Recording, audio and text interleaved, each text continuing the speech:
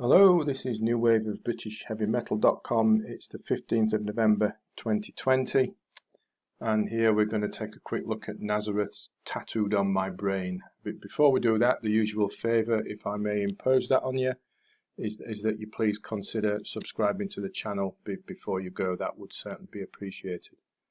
Now, Nazareth and Tattooed on My Brain, I know it came out a couple of years ago, around about this time in 2018.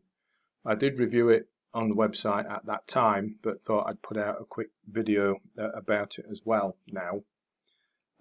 Well, why not, right? Why not? I mean, I've been a Nazareth fan since, blimey, I think the first Nazareth album I bought was No Mean City. What was that, 78, 79, something like that. Been a fan ever since. And, it's remained to this day one of my all-time favourite bands. But what about Tattooed on My Brain? This is notable because, of course, it's the first album that the band have put out since Dan McCafferty was forced to retire with his health issues. And I guess a good many, after Dan did have to call it a day, had probably written Nazareth off as any kind of going concern. And that probably carried more weight after they, arguably, depending on your point of view, rushed to appoint Linton Osborne as the next vocalist after Dan's retirement, and that didn't really work out for anyone, did it? Although the DVD that Linton performed on is pretty good if you can find that. That really is good. You know, Linton Osborne wasn't a lame duck singer by any stretch. He can put it out, but anyway, it didn't work out, did it? But that's the past.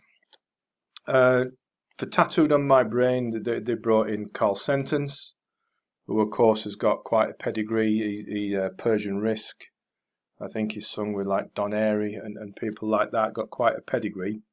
And to my mind, Carl's brought a really like fresh perspective to Nazareth, and that comes through on Tattooed on My Brain. And for me, this album's right up there with anything that Nazareth have ever done. It's heavy, brooding, up-tempo, varied.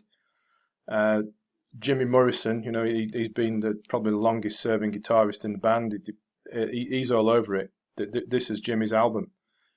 Crunching riffs, fine soloing. It's Jimmy's all over it. Sentence has got a powerful presence. His vocals have got plenty of range and power and variation to them as well. The opener, Never Dance with the Devil, classic Nazareth. Big monster riff. Crunching, brutal stuff. It's short, it's to the point, it gets the punches in early, and it works well. Proper marvellous hard rocker. The title track's next, and that's Different. Jaunty, fast-paced song which has an impossible and instantly catchy melody, and the sentence is almost rapping in parts. It's crazy, but it works. State of Emergency, that chugs along at a pace and manages to rock hard and have a hook at the same time. Rubik's Romance is a bit like Southern rock, I guess.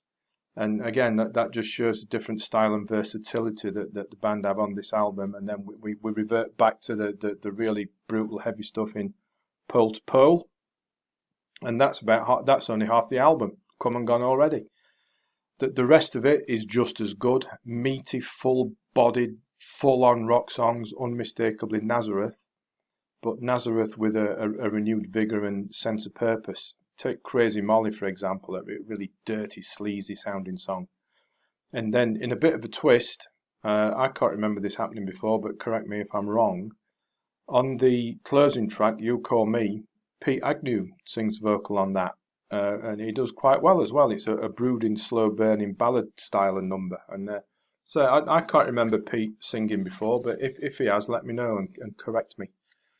Now, after Dan retired, Nazareth could have sat back and done nothing. They didn't need to carry on, did they? They could have just called it a day there and then. After 50 years or so in the business, who could have blamed them after such a long career?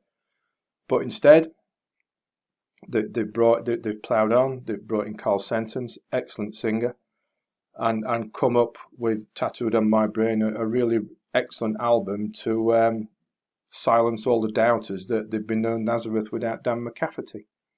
Yeah, of course, there's plenty saying still that it's not Nazareth without Dan, Well, if you're one of those people, I say to you, listen to Tattooed on My Brain without any prejudice. Listen to it with neutral ears and judge it on the music.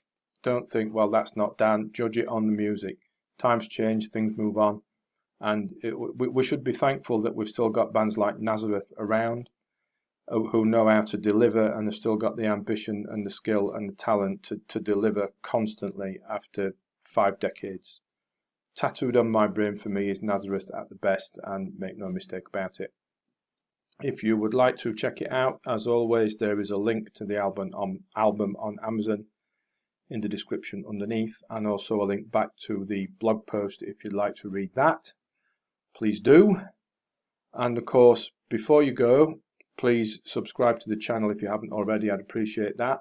And as always, thanks for watching, thanks for listening, and take care.